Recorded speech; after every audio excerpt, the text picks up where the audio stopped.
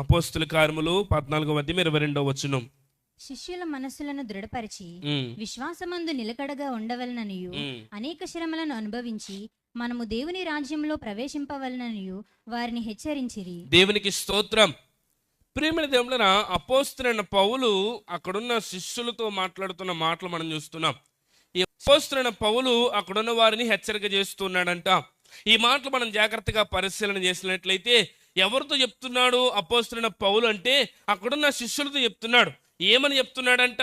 వారి మనస్సులను దృఢపరుస్తూ అంటున్నారంట, మీరు విశ్వాసములు ఎలా ఉండాలంటే నిలకడగా ఉండి అనేకమైన శ్రమలు పొంది ఆ శ్రమల ద్వారా మనం ఇప్పుడు ఎక్కడికి చేర్చబడాలంటే పరలోక స్వాస్యానికి, పరలోక రాజ్యము మనం చేరాలి అని అక్కడున్న శిష్యులను బలపరుస్తూ హెచ్చరిస్తున్నట్లుగా మనం చూస్తూ ఉన్నాం. ఎందుకు ఈ మాటలు చెప్తున్నారంటే అదే అధ్యాయము మనము ముందుకు చదవగలిగితే చూడండి, 19వ వచనం కూడా చదువుదాం. అంత్యోకియ నుండి ఈకోనియా నుండి యూదులు వచ్చి జనసమూహములను తమ పక్షముగా చేసుకుని పౌలు మీద రాళ్లు రువ్వి అతడు చనిపోయానని అనుకుని పట్టణము వెలుపలికి అతనిని ఇచ్చిరి. అయితే శిష్యులు అతని చుట్టూ నిలిచి ఉండగా అతడు లేచి పట్టణంలో ప్రవేశించి మరునాడు బర్నబాతో కూడా దెర్బేకు బయలుదేరిపోయెను. వారు ఆ పట్టణంలో సువార్త ప్రకటించి అనేకులను శిష్యులనుగా చేసిన తరువాత లుస్త్రాకును, ఇకోనియాకును, అంతియొకయాకును తిరిగి వచ్చి శిష్యుల మనసులను దృఢపరిచి విశ్వాసమందు నిలకడగా ఉండవలననియు అనేక శ్రమలను అనుభవించి మనము దేవుని రాజ్యంలో ప్రవేశింపవలననియు వారిని హెచ్చరించిరి.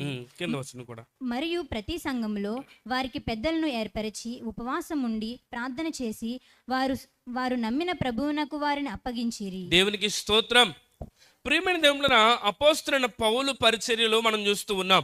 ఈయన ఒక ప్రాంతం కాదు, చాలా ప్రాంతాలు అక్కడ రాయబడ్డాయి. అంత్యోకియాకు వెళ్ళారంట, ప్రియమైన దెర్బేకి వెళ్ళారంట, ఇకోనియా పట్టణానికి వెళ్ళారు. ఇలా ప్రతి పట్టణానికి కూడా వెళ్ళి సువార్త ప్రకటించారు.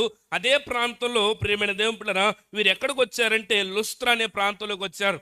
ఆ లుస్త్రా ప్రాంతంలో ఏం జరిగిందంటే పుట్టినది మొదలుకొని బలహీనతతో ఉన్న ఒక వ్యక్తి కనబడితే అపోస్తులైన పౌలు అతను స్వస్థపరచడాన్ని బట్టి అక్కడ జరిగిన కార్యాన్ని బట్టి ఆ ఊర్లో ఉన్న వారందరూ ఏం చేశారంటే పౌలుని మీద రాళ్ళు రువ్వి కొట్టి అతన్ని ఏం చేశారంటే కొట్టగానే అతడు పడిపోగానే అనుకున్నారు అతడు చనిపోయాడు అనుకుని ఇప్పుడు ఏం చేశారంట ఊరు వెదలపల్లికి వీట్ చేశారంట.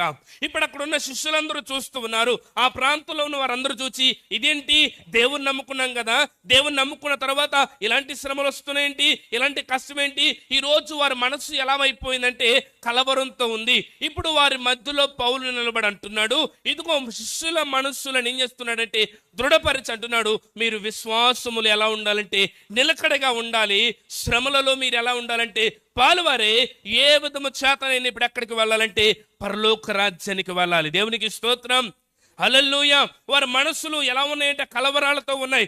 ఏంటి, రేపేం జరగబోతుంది? ఇదిగో పౌలు ప్రకటించాడు, ఇప్పుడు పౌలునే వారు తిరుగుబాటు చేశారే, పౌలునే మీదే రాళ్ళు రువ్వారు. ఒకవేళ మనము కూడా ఈ దేవుని నమ్ముకుంటే, మనము కూడా ఒకవేళ ఎలాంటి పరిస్థితులకు వెళితే మనకి ఎలాంటి సమస్యలు వస్తాయి, మనకి ఎలాంటి కష్టాలు వస్తాయని ఒకవేళ వారు భయపడుతుంటే వారి మధ్యలో నిలబడి పౌలు అంటూ ఉన్నాడు, ఇదిగో మీరు ఎలా ఉండాలంటే విశ్వాసములో నిలకడ కలిగిన వ్యక్తులుగా ఉండాలి. దేవునికి స్తోత్రం. ఇదిగో మీ ఎదుట శ్రమలు ఉంటాయి. ఎందుకంటే క్రైస్తవ జీవితం ఎలాంటిదంటే శ్రమలతో కూడుకున్నది.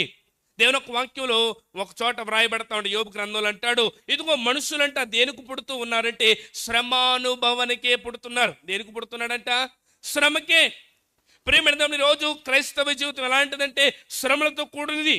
దేవుని ఒక వాక్యం మరొక చోట ఉంటుంది, క్రీస్తు యేసునందు సద్భక్తితో ఎవరు బ్రతకాలనుకుంటారో వారందరికీ ఏమొస్తాయంటే హింసలు వస్తాయి, కష్టాలు వస్తాయి. ఈరోజు భక్తి జీవితంలో మనం ఏమి కొనసాగించబడాలంటే ఈరోజు క్రైస్తవ జీవితంలో అత్యంత ముఖ్యమైనది ఏమిటంటే విశ్వాసములో మనం నిలకడగా ఉండడం నేర్చుకోవాలి. దేవునికి స్తోత్రం.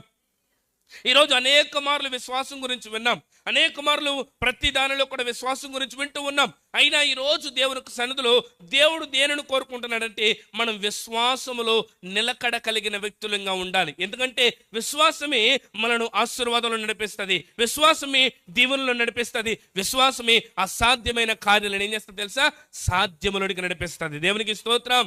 ఈరోజు నీ జీవితంలో ఏది అసాధ్యంగా ఉందో, ఏది నీ జీవితంలో జరగకుండా ఉందో, ఏది నువ్వు జరగదనుకుంటున్నావో, ఈరోజు నీవు నేను ఆరాధించే దేవుడు ఎవరంటే ఆయన గురించి వ్రాయబడతా ఉంది.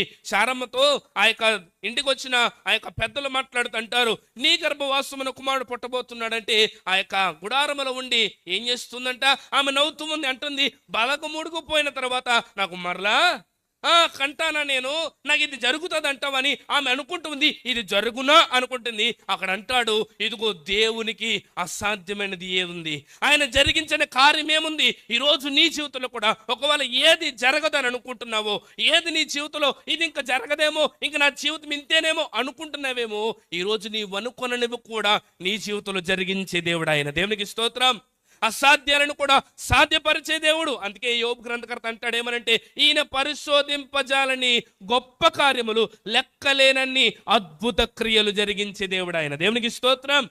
ఈరోజు అద్భుతాలు జరిగించే దేవుడు, ఆశ్చర్యకారాలు జరిగించే దేవుడు అని చెప్పుకుంటున్నాం. ఈరోజు ఎవరికి దేవుడు కార్యం చేస్తాడు అనంటే, ఎవరిలో అయితే విశ్వాసాన్ని చూస్తాడో, ఎవరైతే విశ్వాసంలో నిలకడగా ఉంటారో, ఎవరైతే విశ్వాసంలో స్థిరులుగా ఉంటారో, వారి జీవితాలలో మాత్రమే దేవుడు కార్యం చేస్తాడు. దేవునికి స్తోత్రం.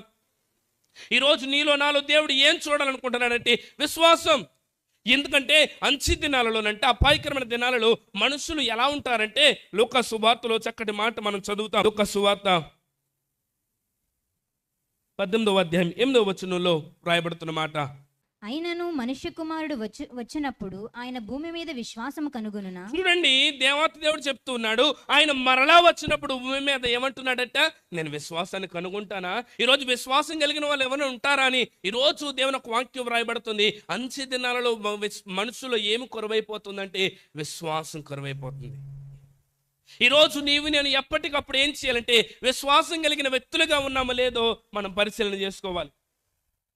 ప్రియమైన దేవుళ్ళారా, ఈరోజు మనం విశ్వాసాన్ని మనం ఏం చేయాలంటే విశ్వాసంలో నిలకడగా ఉండడానికి మన జీవితాలు కట్టుకోవాలి. అదే పౌలు ఏం చేస్తున్నాడంటే, మీ ఎదుట ఎలాంటి శ్రమలు కనబడుతుండగా, ఇలాంటి కష్టాలు కనబడుతుండగా ఏమి చేయాలి, ఏంటి భక్తి అని ఒకవేళ మీరు కలవరం పొందుతున్నారేమో, మీరు ఎలా ఉండాలంటే మీరు విశ్వాసంలో నిలకడగా ఉండాలి.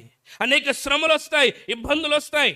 ఈ శ్రమలో మీరు ఏం చేయాలంటే ఆ శ్రమల గుండా ప్రయాణించి ఆ పరలోక శ్వాసానికి మీరు నేను చేరాలని అపోస్తలుడైన పౌలు అక్కడున్న సంఘాలన్నిటికీ బోధిస్తూ ఉన్నాడు. ఈరోజు నీవు నేను విశ్వాసం కలిగిన వ్యక్తులుగా ఉన్నామా? ఈరోజు విశ్వాసాన్ని కొనపరిచే వ్యక్తులుగా ఉన్నామా? ఈరోజు నీవు నేను విశ్వాసం కలిగిన వ్యక్తులుగా ఉన్నామా లేదా మనం పరిశీలన చేసుకోవాలి. అదే అంటాడు కొరింథీయులకు రాసిన పత్రికలో, కొరింథీయులకు రాసిన పత్రిక 2వ పత్రిక 13వ అధ్యాయం 5వ వచనంలో, మీరు విశ్వాసము గలవారై ఉన్నారో లేదో మిమ్మును మీరే శోధించుకొని చూచుకొనుడి, మిమ్మును మీరే పరీక్షించుకొనుడి. మీరు భ్రష్టులు కాని ఎడల యేసుక్రీస్తు మీలోనున్నాడని మిమ్మును గూర్చి మీరే ఎరుగరా? మేము భ్రష్టులము కామని. దేవునికి స్తోత్రం. అంటున్నాడు, మీరు విశ్వాసము గలవారై ఉన్నారో లేదో ఏం చేయాలంట, ఎప్పటికప్పుడు మనం ఏం చేసుకోవాలంటే పరీక్ష చేసుకోవాలి. ఎప్పటికప్పుడు మనం కడుక్కుంటూ ఉండాలి. అంటున్నాడు, మీరు భ్రష్టులు కాని ఎడల క్రీస్తు యేసు మీలో ఉన్నాడని మిమ్మల్ని గూర్చి మీరే ఎరుగరా. ఈరోజు ఒక వ్యక్తి విశ్వాసంలో నిలకడగా ఉన్నాడని చెప్పడానికి కారణం ఏమిటంటే అతడు ఎప్పుడు ఎలా ఉంటాడో తెలుసా, అతనిలో దేవుడు ఉన్నాడని స్పృహ కలిగిన వ్యక్తిగా ఉంటారు. ఈరోజు ఎంతమంది ఆ స్పృహలో ఉన్నాం? ఈరోజు నీలో నాలో దేవుడు ఉన్నారని మనం నమ్మాలి. ఈరోజు ఒక వ్యక్తి విశ్వాసంలో ఉన్నాడని చెప్పడానికి కారణం ఏంటంటే ఆ వ్యక్తులు దేవుడు ఉన్నారని ఎప్పుడైతే నమ్ముతామో, ప్రియమైన దేవుని పిల్లరా, విశ్వాసం కలిగిన వ్యక్తి, నిలకడగా ఉన్న వ్యక్తి ఎప్పుడు ఎలా ఉంటాడంటే విశ్వాసంతో మాట్లాడతాడు. ఏం చేస్తాడు? ఈరోజు నీవు నేను క్రైస్తవులుగా అనేక వాక్యాలు వింటున్నాం, అనేక ప్రసంగాలు వింటున్నాం. ఈరోజు ఎంతమంది విశ్వాసం అని చెప్పుకుంటున్నాం. ఈరోజు ఎంతమంది మన నోట విశ్వాసంతో మాట్లాడుతున్నాం? ఎంతమంది విశ్వాస వాక్కును విడుదల చేస్తున్నాం? ఈరోజు మన నోట ఇంకా ప్రియమైన మనం ఇంకా అనాలోచనగా, లేకపోతే భయంతోనో, ఆందోళనతోనో, లేకపోతే ప్రియమైన దేవుళ్ళరా ఇంకో రకంగా మనం మాట్లాడుతూ ఇంకా మనం విశ్వాసం అని చెప్పుకుంటుంటే ప్రియమైన దేవుళ్ళు ఎక్కడో మనము జారిపోయామేమో. కనుక ఒక వ్యక్తి విశ్వాసంలో ఉన్నాడని చెప్పడానికి కారణం ఏమిటంటే అతడు ఎప్పుడు విశ్వాసంతోనే మాట్లాడతాడు. ఏం చేస్తాడంట? విశ్వాసంతో మాట్లాడతారు. అతడు ఎదుట ఎలాంటి పరిస్థితులు ఉన్నా సరే ఈరోజు నీవు నేను విశ్వాసాన్ని మనం ప్రకటించే వ్యక్తులుగా ఉండాలి. ఈరోజు నీవు నేను విశ్వాసాన్ని ప్రకటించాలంటే, ఈరోజు విశ్వాసంలో నిలకడగా ఉండాలంటే అసలు విశ్వాసం ఎలా వస్తుంది? మనందరికీ తెలిసిన మాటే.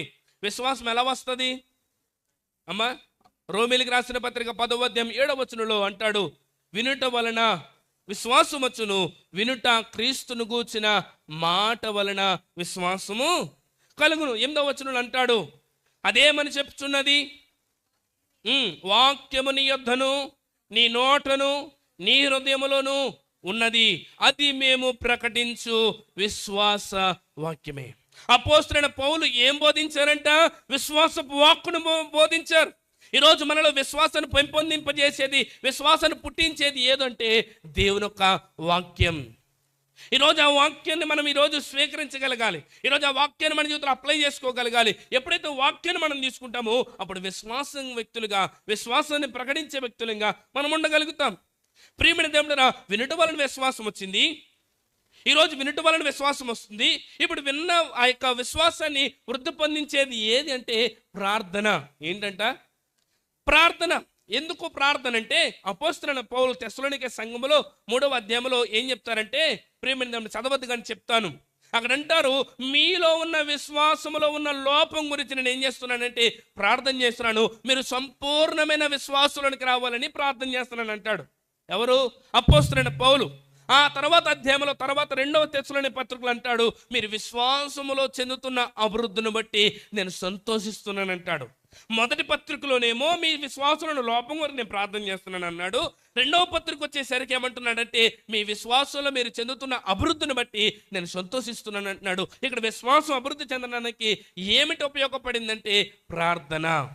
ఈరోజు నీవు నేను వాక్యాన్ని విన్న వాక్యం వృద్ధిపరచబడాలంటే మనమందరము ప్రార్థనలో కొనసాగించబడాలి. ఇప్పుడు ప్రార్థనలో కూడా కొనసాగించబడుతున్నా సరే ఈరోజు ఇంకా మనం ఇంకా విశ్వాసాన్ని ప్రకటించలేకపోతున్నాం? ఎందుకు విశ్వాసంగా బ్రతకలేకపోతున్నాం? మనకు వచ్చిన కష్టాలు, మనకు వచ్చిన శ్రమలు, మనకు వచ్చిన బాధలు ఎందుకు విశ్వాసంగా నిలబడలేకపోతున్నాం అంటే మనలో ఎలాంటి విశ్వాసం ఉండాలని దేవుడు కోరుకుంటున్నాడంటే అంచె దినాలలో ఆత్మ ద్వారా వచ్చిన విశ్వాసాన్ని మనం కలిగి ఉండాలి. దేవునికి స్తోత్రం. ఈరోజు విన్న వాక్యము ద్వారా విశ్వాసం పొందాలి, ప్రార్థన ద్వారా పెంపొందించుకోవాలి. అంతకంటే మరి విశేషంగా ఈరోజు నీవు నేను దేని కొరకు మనం కనిపెట్టుకోవాలంటే ఆత్మ ద్వారా వచ్చే ఆ శక్తి, ఆ విశ్వాసం కొరకు మనం కనిపెట్టుకోవాలి. దేవునికి స్తోత్రం. యేసు ప్రభువు ప్రజలందరినీ, శిష్యులందరినీ వారితో నడిపించుకున్న తర్వాత ఆయన వెళ్ళిపోయిన తర్వాత అంటారు, మీరు వెళ్ళి ప్రకటించండి అని చెప్పలేదు, మేడగదిలోకి వెళ్ళండి, కనిపెట్టండి. వారు ఎప్పుడైతే దేవుని సన్నిధిలోకి వెళ్ళి ఉపవాసం ఉండి ఆత్మ కొరకు కనిపెడతారో, ఎప్పుడైతే వారి మధ్యలోనికి ఆత్మ దిగి వచ్చిందో, ఈ ఆత్మ ఏం చేసింది తెలుసా? అనేక ప్రాంతాలలో వారిని శక్తివంతులుగా నిలబెట్టింది. దేవునికి స్తోత్రం. హల్లెలూయా. ఈరోజు నీవు నేను విశ్వాసాన్ని కలిగిన వ్యక్తులుగా ఉండాలంటే ఈరోజు ఆత్మ ద్వారా వచ్చే ఆ శక్తిని మనం పొందుకోవాలి. ఆత్మ ద్వారా వచ్చే విశ్వాసాన్ని మనం పొందుకోవాలి. ఏంటి 2 వ్యత్యాసాలు అంటే, ప్రియమైన దేవుడా, పేతురు గురించి మనందరికీ తెలుసు. పేతురు యేసు ప్రభుతోనే ఉన్నారా లేదండి? యేసు ప్రభుతో ఉన్నారు, యేసు ప్రభుతో నడిచారు. నీళ్ళ మీద కూడా నడిచిన ఆయన ఎవరండి? పేతురు గారే. యేసు ప్రభుతో ఎంతో సన్నిహితంగా ఉన్నారు. యేసు ప్రభు వారు అన్నారు, నేను అప్పగించబడే సమయం వచ్చింది, నేను అప్పగించబడతానంటే ఈయన ఏమన్నాడు? నువ్వు అప్పగించబడ్డం కాదు, నీకంటే ముందు నేనేం చేస్తాను చెప్పాలి అన్నారా లేదా? ఆయన అన్నాడు, నీకంటే ముందు నేనే వెళ్తానయ్యా అన్న ఆయన ఎప్పుడైతే ఆ యొక్క సైనికులు వచ్చి పట్టుకున్నారో వెంటనే ఏం మాట్లాడాడు చెప్పాలి? అసలు ఆయన ఎవరో కూడా నేను దూరంగా చూశానండి బాబు. కొంచెం దూరం వెళ్ళిన తర్వాత మరొకరు అన్నారు, ఈయన యేసుతో కూడా ఉన్నాడు కదంటే. లేదండి బాబు, నన్ను చూసి ఎవరు అనుకున్నారు మీరు? నేను ఆయనతో కూడా చెప్పండి కూడా నడిచాడు, విన్నాడు, ప్రార్థనలో ఉన్నాడు, యేసు ప్రభు వారితో ఆ నీటి మీద నడిచాడు, ఇన్ని అద్భుతాలు చేసినా కూడా ఎందుకు అలాంటి పరిస్థితి వచ్చింది? 3 సార్లు కూడా ఏమన్నాడు? ఆ యేసు బాబు ఎవరో కూడా నాకు తెలియదు అన్నాడు. ఎప్పుడైతే మేడగది అనుభవంలోకి వెళ్ళారో, ఎప్పుడైతే దేవుని ఆత్మచో ఆ విశ్వాసాన్ని పొందుకున్నాడో వారి మధ్యలో నిలవబడ్డాడు. ఇప్పుడు మాట్లాడడం ప్రారంభించాడు. అపోస్తుల కార్యములు 3వ అధ్యాయంలో 2వ అధ్యాయంలో 2:14 అయితే పేతురు ఆ 11 కూడా లేచి నిలిచి బిగ్గరగా వారితో ఇట్లా, నేను యూదయ మనుషులారా, యెరూషలేములో కాపురమున్న సమస్త జనులారా, ఇది మీకు తెలియగాక. దేవునికి స్తోత్రం. చూడండి, ఇప్పుడు వారందరి మధ్యలో నిలబడి మాట్లాడడం ప్రారంభించాడు. ఎవరు?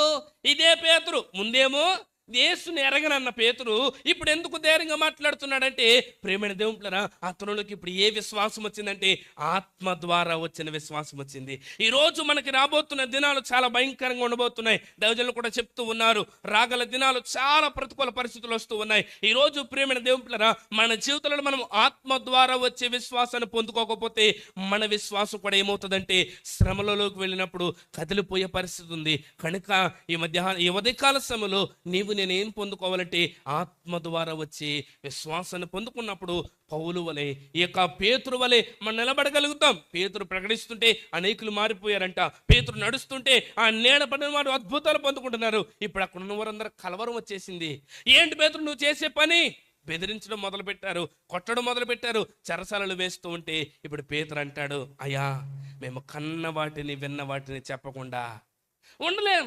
ఈ విశ్వాసం ఏం చేస్తూ ఉన్నానంటే, నీ ఎదుట ప్రతికూలత ఉన్నా, నీ ఎదుట ఎలాంటి కష్టం ఉన్నా సరే నువ్వేం చేయగలుగుతావంటే దేవుని కోసం నిలబడే వ్యక్తిగా నిలబడుతుంది. దేవునికి స్తోత్రం. ఈరోజు నేను విశ్వాసంలో నిలకడగలిగిన వ్యక్తులుగా ఉండాలంటే ఈరోజు ఆత్మ ద్వారా వచ్చే ఆ యొక్క ఏం పొందుకోవాలి? విశ్వాసాన్ని మనం పొందుకోవాలి. ఈరోజు ఎప్పుడైతే నువ్వు ఆత్మ ద్వారా వచ్చే విశ్వాసాన్ని పొందుకుంటావో ఆ విశ్వాసం నువ్వేం చేస్తావు తెలుసా? ఎప్పుడు విశ్వాసంతో మాట్లాడడం ప్రారంభిస్తావు.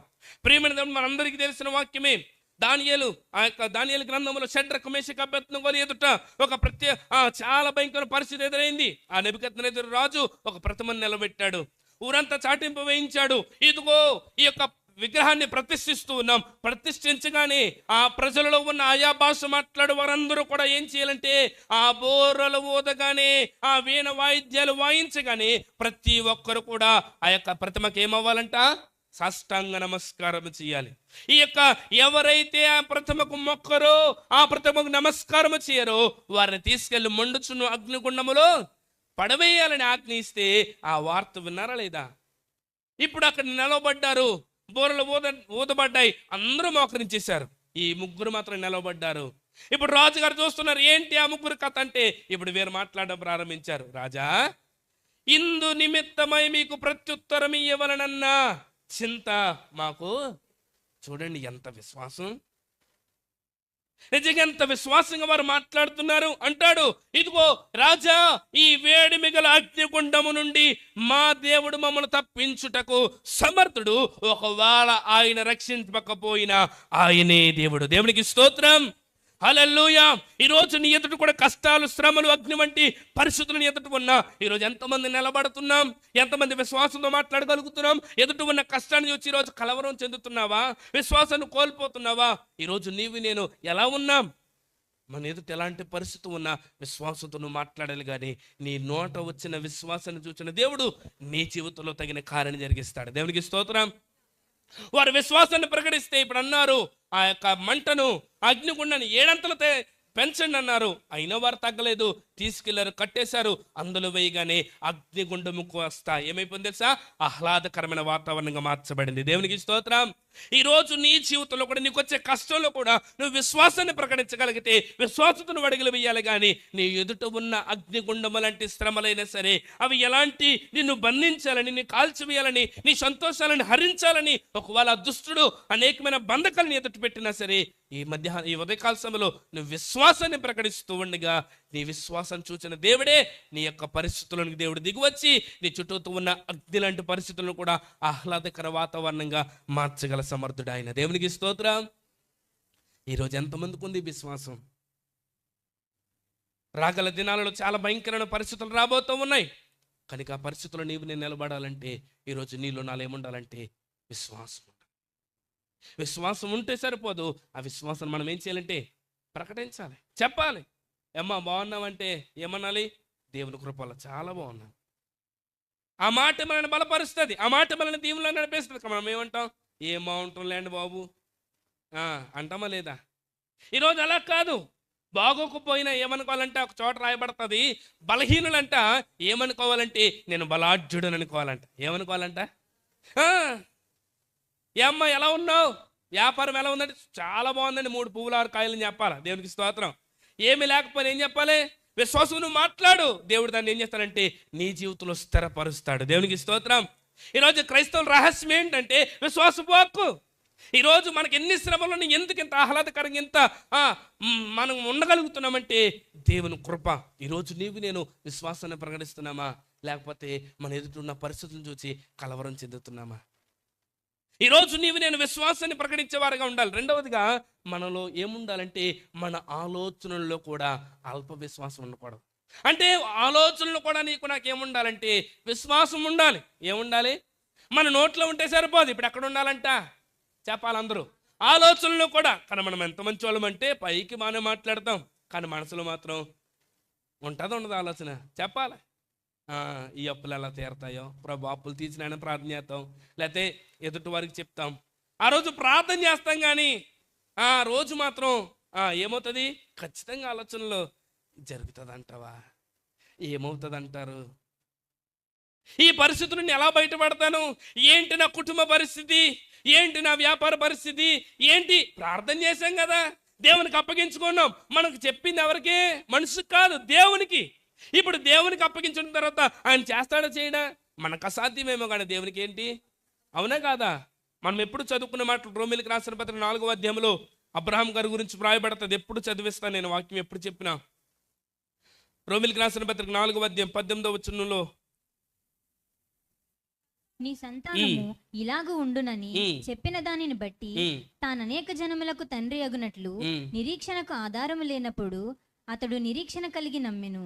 మరియు అతడు విశ్వాసమునందు ఏం కాటంట? బలహీనుడు కాక రమారమి నూరేండ్ల వయస్సు గలవాడై ఉండి అప్పటికి తన శరీరము మృతతుల్యమైనట్టుగాను శారమ్మ గర్భము మృతతుల్యమైనట్టుగాను ఆలోచనలు వస్తున్నాయంట. గాని అవిశ్వాసము వలన, చూడండి అక్కడ రాబడుతున్నమాట, అవిశ్వాసం వలన బలహీనుడు కాక దేవుని వాగ్దానం గురించి సందేహించక వాగ్దానం చేసిన దేవుడు నమ్మదగిన వాడని రూఢిగా విశ్వసించి విశ్వాసము ద్వారా బలాన్ని పొందుకున్నాడు. దేవునికి స్తోత్రం, హల్లెలూయా. అతను ఆలోచనలు ఏమొస్తుందంటే అపోతే పదే పదే పెడుతున్నాడు ఆలోచన. ఇదిగో దేవుడు వాగ్దానం చేశాడు, కానీ నీ సంవత్సరాలు అయిపోయింది, ఏం కార్యం చేశాడు? ఒకవేళ చేత చెయ్యొచ్చు, కానీ నీ దేహమే బలహీనమైపోయింది. సర్లే, నీ దేహం బలహీనమైతే అయ్యింది, ఇప్పుడు నీ భార్య దేహం కూడా ఏమైపోయింది? ఇంక ఇది అసాధ్యం. అపవాది పదే పదే ఆలోచనలు పెడుతున్నాడు. అయినా సరే అబ్రహాం అంటున్నాడు, అతడు అవిశ్వాసం వలన సందేహం లేదంట. ఎందుకు సందేహం లేదంటే వాగ్దానం చేసిన దేవుడు నమ్మదగిన వాడు. ఆ విశ్వాసం ద్వారానే బలాన్ని పొందుకున్న, బలహీనతలు కూడా ఏం పొందుకున్నాడు?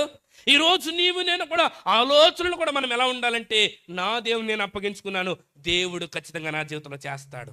ఈరోజు అటువంటి విశ్వాసం నీకు నాకు ఉండాలి. పరిశుద్ధ గ్రంథంలో అన్నమ్మ తల్లి ఉంది, మనందరికీ తెలుసు. అన్నమ్మ ఎంతో దుఃఖాక్రాంతంతో వచ్చింది దేవుని మందిరంలోకి, ఎంతో వేదనతో వచ్చింది దేవుని సన్నిధిలోకి వచ్చింది, మొరపెడుతుంది, ప్రార్థన చేస్తూ ఉంది. ప్రార్థించింది, దేవుడు వచ్చాడు. ఎంతకాలం మొత్తురాలమై ఉంటావు? మాట్లాడాడు. ఆమె చెప్పింది, నేను ఎంతో వేదనలో నానయ్యా అని. కానీ వెంటనే అన్నారు, నువ్వు దేనికోసం వచ్చావో దేవుడు నాకు చెప్పాడు, నీ గర్భవాసం నా దేవుడు కుమారుడు ఇస్తాడంట, నువ్వు సమాధానంగా ఇంటికి వెళ్ళిపో అన్నారు. ఇప్పుడు ఇంటికి వచ్చిన తర్వాత మరలా ప్రార్థన చేసిందా అమ్మ? మరల ఇంటికి వెళ్ళాక ఏడ్చిందా? అక్కడ రాయబడుతున్న మాట, ఆ దినము నుండి దుఃఖముకురాలుగా ఉండడం మానేసిందంట, ప్రార్థన చేయడం మానేసింది, భోజనం చేయడం ప్రారంభించింది. అప్పటి వరకు ప్రార్థించింది, ఉపవాసం ఉంది. ఇప్పుడు ఏం చేస్తా ఉందంటే విశ్వాసం, దేవునికి అప్పగించుకున్నాను, దేవుడు ఇంకా ఖచ్చితంగా ఏం చేస్తాడు? చేస్తాడు. ఈరోజు ఎంతమందికి ఉంది విశ్వాసం? ఈరోజు నీ కష్టం గురించి, నీ శ్రమ గురించి ఈరోజు ఉపవాస ప్రార్థనలో నీ ఆహారం మానేసి దేవునిలో ప్రార్థన చేస్తాం, మంచిదే. కొంతమంది అంటారు, అన్నం తినాలనిపించట్లేదు. అప్పులు బాధలండి బాబు, కష్టాలండి బాబు.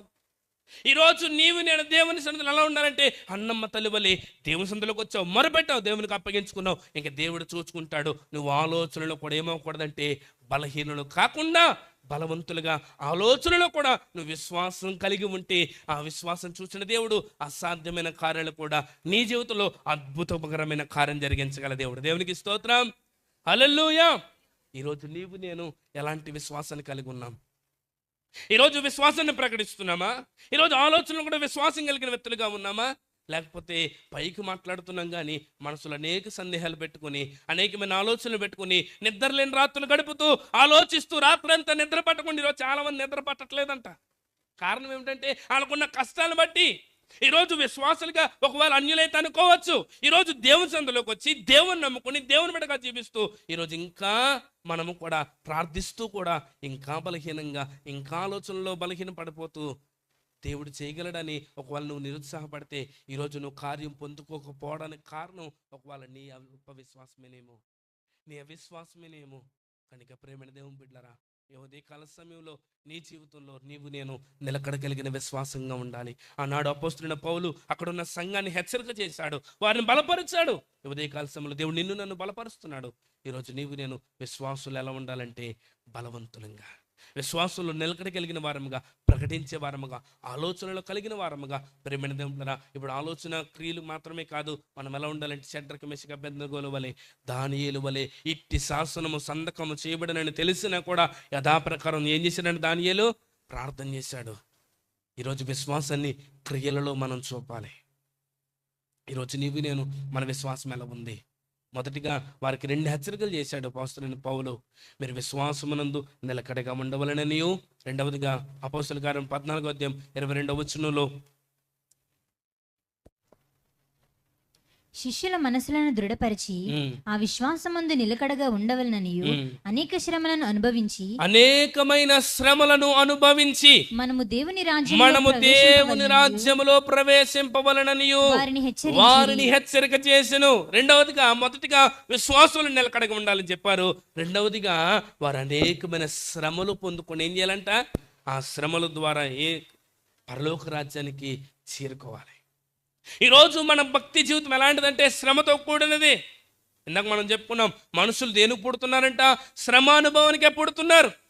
ఈరోజు ప్రేమైన దేవుడా, నేను ఎలా ఉండాలంటే ఆ శ్రమలో మనం నిలబడే వ్యక్తులంగా ఉండాలి. అందుకని ప్రకటన గ్రంథంలో 7 సంఘాలతో దేవుడు మాట్లాడుతూ స్మరణ సంఘంతో మాట్లాడుతున్న మాట, ప్రకటన గ్రంథం 2వ అధ్యాయము 9-10 వచనాలు చదవండి. నీ శ్రమను దరిద్రతను నేను ఎరుగుదును. అయినను నీవు ధనవంతుడవే, తాము యూదులమని చెప్పుకొనుచు యూదులు కాక సాతాను సమాజపు వారి వలన నీకు కలుగు దూషణ నేను ఎరుగుదును. నీవు పొందబోవు శ్రమలకు భయపడకుము. ఇదిగో మీరు శోధింపబడినట్లు అపవాది మీలో కొందరిని చెరలో వేయింపబోవుచున్నాడు. 10 దినములు శ్రమ కలుగును. మరణం వరకు నమ్మకముగా ఉండుము. నేను నీకు జీవ కిరీటం ఇచ్చేదను. దేవునికి స్తోత్రం.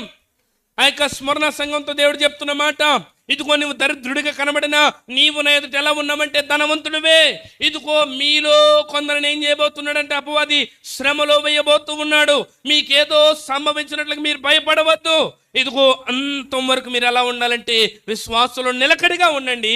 నేను మీకు ఏమిస్తానంటే జీవ కిరీటాన్ని ఇస్తాను. దేవునికి స్తోత్రం. హల్లెలూయా. ఈరోజు మన ఎదుట శ్రమలు ఉండబోతూ ఉన్నాయి. ఈరోజు క్రైస్తవ జీవితం అంటే పూలబాటి కాదు. ఈరోజు నేను మన ఎదుట రాబోతున్న ఆ యొక్క శ్రమలలో నేను నిలబడాలి. అందుకంటున్నాడు, ఏదో సంభవించినట్టు మీరు భయపడద్దు.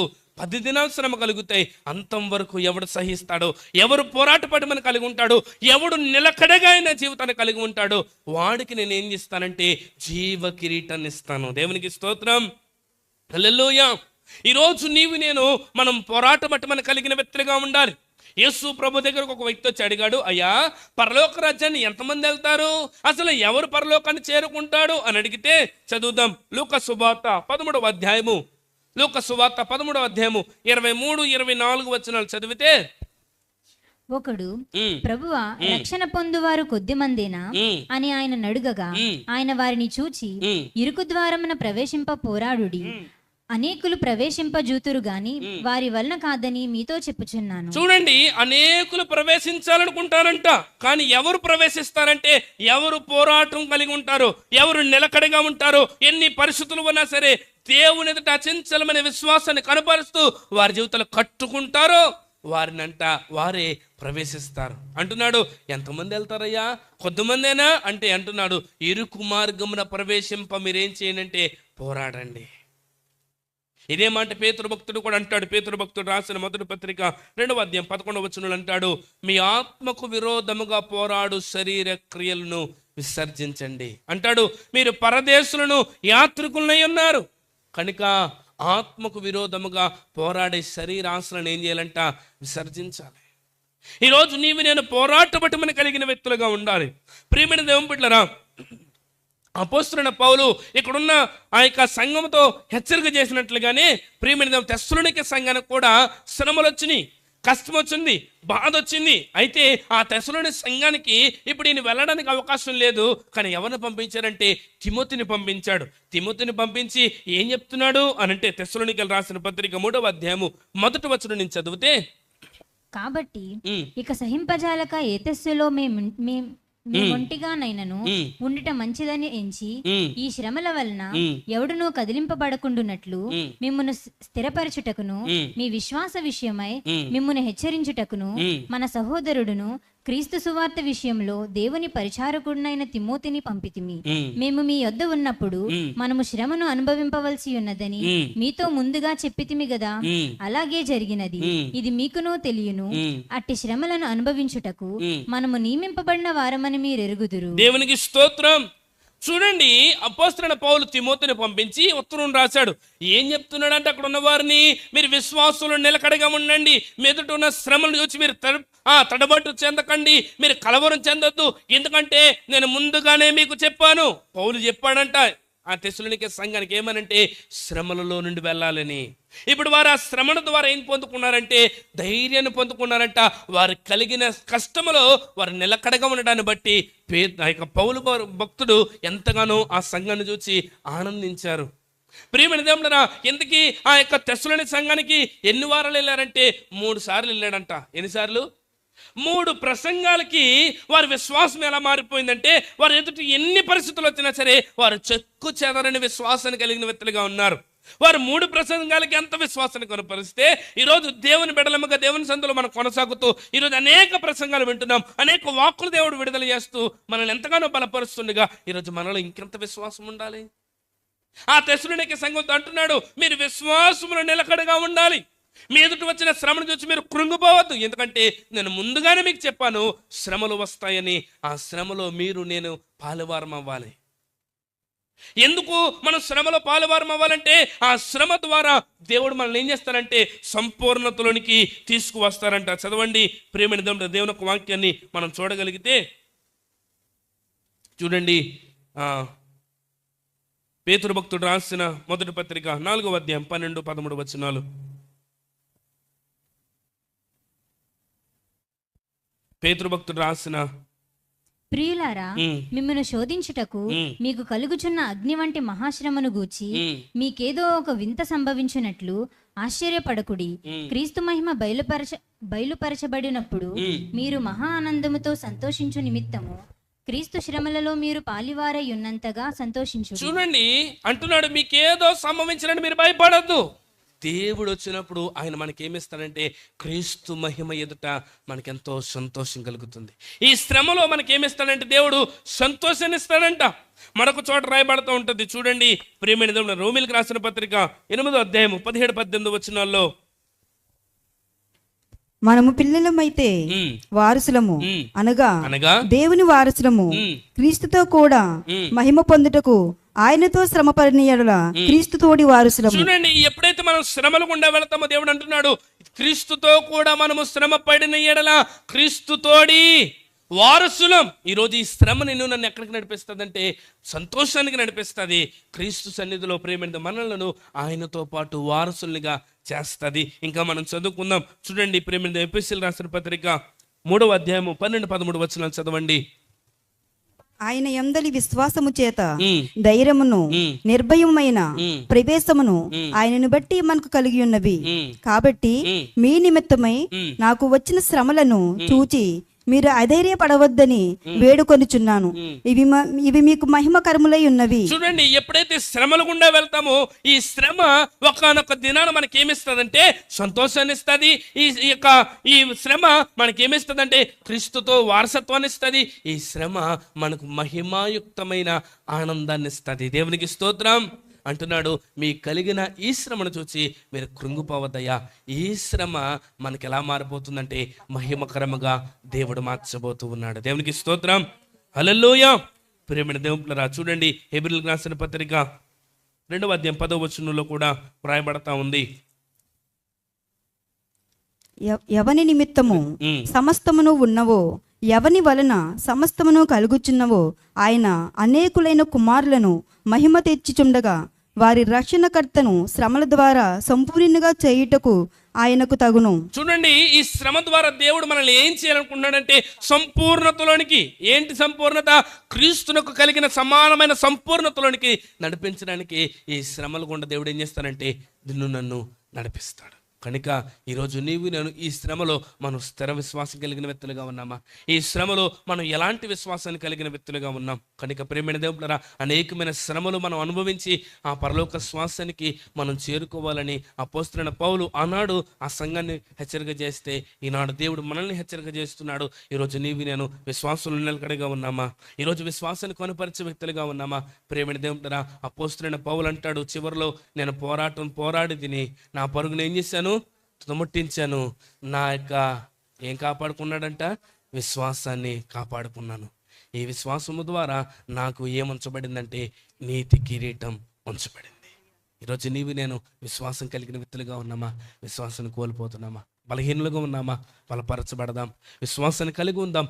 దేవుని ఆత్మ చేత నింపబడి ప్రేమైన దేవులారా, ఆ ఆత్మ ద్వారా వచ్చిన విశ్వాసం నీవు నేను కలిగి ఉంటే మన ఎదుటి ఎలాంటి పరిస్థితులు ఉన్నా సరే, అది అగ్నిగుండమైన, అది సింహాల బోనైనా, అది ఏదైనా సరే దేవుని సందులో నిలబెడుతుంది. ప్రేమైన దేవులారా, మోషే కూడా రాజాజ్ఞకు ప్రేమైన దేవులారా ఐగుప్తు దేశంలో నుండి భయపడి పారిపోయాడు.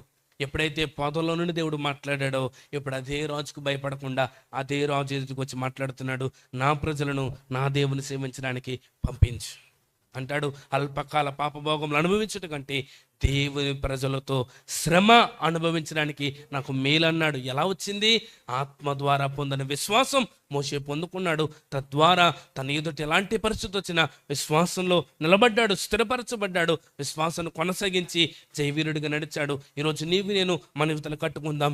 ఆనాడు అపోస్తలుడైన పౌలు హెచ్చరిక చేశాడు, కనుక ఈరోజు మనల్ని కూడా దేవుడు హెచ్చరిక చేస్తున్నాడు. మన ఎదుటి కూడా మన విశ్వాసాన్ని దృఢపరచుకుందాం. విశ్వాసం నిలకడగా ఉండి అనేక శ్రమలలో కూడా దేవుని సందులో విశ్వాసంతో కొనసాగించబడి ఆ పరలోక శ్వాసానికి మనమందరం హక్కుదారులం అవుదాం. అట్టి కృప దేవుడు మనందరికీ అనుగ్రహించునుగాక. ఆమేన్.